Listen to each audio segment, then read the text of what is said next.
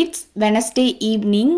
இந்த ஊஞ்சல் பார்த்தோன்னே எனக்கு என்ன ஞாபகம் வந்துச்சுன்னா, நாங்கள்லாம் வந்து சின்ன பிள்ளையா இருக்கும்போது அம்மா ஆடி 18க்கு மட்டும் ஒரு 1 வீக்குக்கு வந்து இந்த மாதிரி வந்து ஊஞ்சல் கட்டி கொடுப்பாங்க. நல்லா கயிற்றுல வந்து கட்டி கொடுப்பாங்க.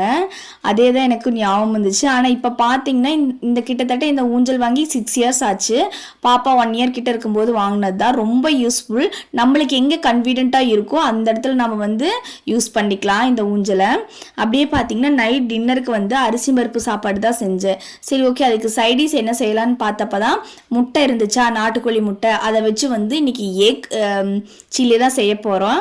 வாங்க பார்க்கலாம். எப்படின்னா 4 முட்டை வந்து இந்த மாதிரி உடச்சி ஊற்றுனதுக்கப்புறம் இதுக்கப்புறம் வந்து கொஞ்சமாக வந்து சால்ட்டும் பெப்பரும் போட்டு 2 கலந்து எடுத்து வச்சுக்கணும். இதில் தான் நான் ஒரு தப்பு பண்ணிவிட்டு, நீங்கள் கலந்து இன்னொரு பாத்திரத்தில் ஆயில் தடவி வந்து நீங்கள் வச்சுக்கோங்க. நான் வந்து அப்படியே எடுத்து டேரெக்டாக வந்து வச்சுட்டேன்.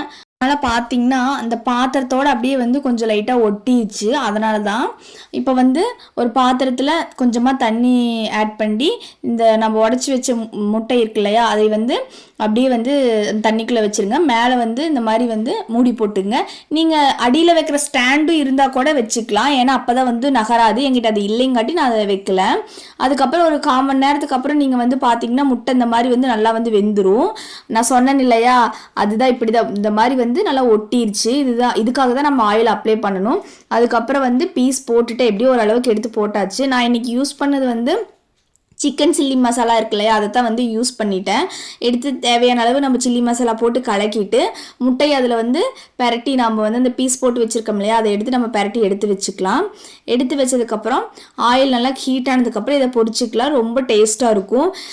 இது பார்த்திங்கன்னா ஈவினிங் ஸ்நாக்ஸாகவும் வந்து குட்டீஸ்க்கெல்லாம் செஞ்சு கொடுக்கலாம். நல்லா விரும்பி சாப்பிடுவாங்க. அதுவும் இல்லாத சிக்கன் சில்லி மாதிரியே இருக்கும். நீங்கள் அந்த போன்லெஸ் சிக்கன் சில்லி சாப்பிடுவோம் இல்லையா, அதே டேஸ்ட்டில் அதே மாதிரி தான் இருக்கும். வேணால் ட்ரை பண்ணி பாருங்கள். நானுமே வந்து அன்றைக்கி சாப்பிட்டா சூப்பராக இருந்துச்சு. அரிசி பருப்பு சாதத்தோடு வச்சு சாப்பிட்டங்காட்டி எனக்கு ரொம்ப பிடிச்சிருந்துச்சு. இந்த மினி பிளாக் வந்து இதோட முடியுது. இன்னொரு மினி பிளாக்ல சந்திக்கலாம். பாய். அது வரைக்கும் ப்ளீஸ் கீப் சப்போர்ட்டிங் மீ.